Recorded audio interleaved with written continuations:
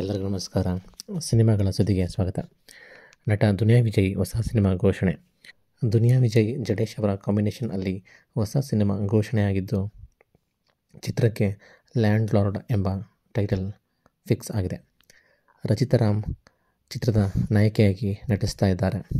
ಇದು 90ರ ದಶಕದ ಕಥೆಯಾಗಿದ್ದು, ಚಿತ್ರಕ್ಕೆ ಅಜನೀಶ್ ಲೋಕನಾಥ್ ಸಂಗೀತ ನೀಡುವುದು ಪಕ್ಕಾ ಆಗಿದೆ. ಲ್ಯಾಂಡ್ ಲಾರ್ಡ್ ಟೈಟಲ್ಗೆ ಇದು ಅಳಿದವರ ಕಥೆಯಲ್ಲ, ಅಳಿದು ಉಳಿದವರ ಕಥೆ ಎಂಬ ಕ್ಯಾಪ್ಷನ್ ಕೂಡ ಇದೆ. ಚಿತ್ರ ಇದೇ ವರ್ಷ ಬಿಡುಗಡೆಯಾಗುವ ನಿರೀಕ್ಷೆ ಇದೆ.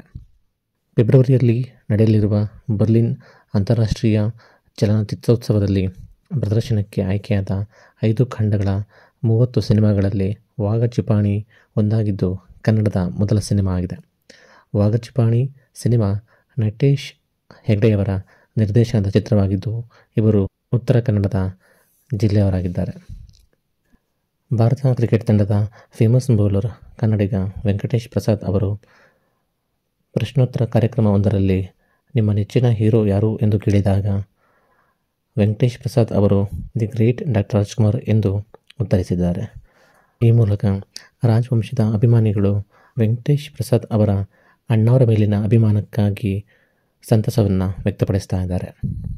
ಕನ್ನಡದ ಬೆಡಗಿ ಶ್ರೀಲೀಲಾ ಅವರು ಸೌತ್ ಇಂಡಿಯಾದ ಬೇಡಿಕೆಯ ನಟಿಯಾಗಿದ್ದು, ಹಲವು ಸಿನಿಮಾಗಳಲ್ಲಿ ಅಭಿನಯಿಸ್ತಾ ಇದ್ದಾರೆ. ಸದ್ಯ ತೆಲುಗಿನ ಮಾಸ್ ಮಹಾರಾಜ ರವಿತೇಜ ಅಭಿನಯದ ಮಾಸ್ ಜಾತ್ರಾ ಸಿನಿಮಾ, ನಿತಿನ್ ಜೊತೆ ರಾಬಿನ್ ಹುಡ್ ಸಿನಿಮಾ, ತಮಿಳಿನ ಶಿವಕಾರ್ತಿಕೇಯನ್ ಅವರ ಚಿತ್ರದ ಮೂಲಕ ತಮಿಳಿಗೆ ಎಂಟ್ರಿಯನ್ನು ಕೊಡ್ತಾ ಇದ್ದಾರೆ.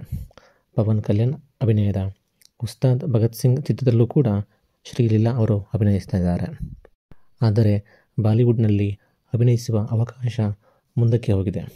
ಯಾಕೆಂದರೆ ಇತ್ತೀಚೆಗೆ ನಡೆದ ಸೈಫ್ ಅಲಿ ಖಾನ್ ಅವರ ಮೇಲಿನ ಹಲ್ಲೆಯಿಂದಾಗಿ ಸೈಫ್ ಅಲಿ ಖಾನ್ ಅವರ ಪುತ್ರ ಇಬ್ರಾಹಿಂ ಅಲಿ ಖಾನ್ ಅವರ ಜೊತೆ ಸಿನಿಮಾ ಮಾಡುವ ಅವಕಾಶ ಮುಂದಕ್ಕೆ ಹೋಗಿದೆ. ಜನಪ್ರಿಯ ಬಾಲಿವುಡ್ ಸೌತ್ ನಟಿ ಪೂಜಾ ಹೆಗ್ಡೆ ಅವರು ಶಾಹಿದ್ ಕಪೂರ್ ಜೊತೆಗೆ ಹಿಂದಿಯ ದೇವಾ ಸಿನಿಮಾದಲ್ಲಿ ಅಭಿನಯಿಸುತ್ತಿದ್ದಾರೆ. ಈ ಚಿತ್ರ ಇದೇ ತಿಂಗಳ ಕೊನೆಯಲ್ಲಿ ಬಿಡುಗಡೆಯಾಗಲಿದೆ.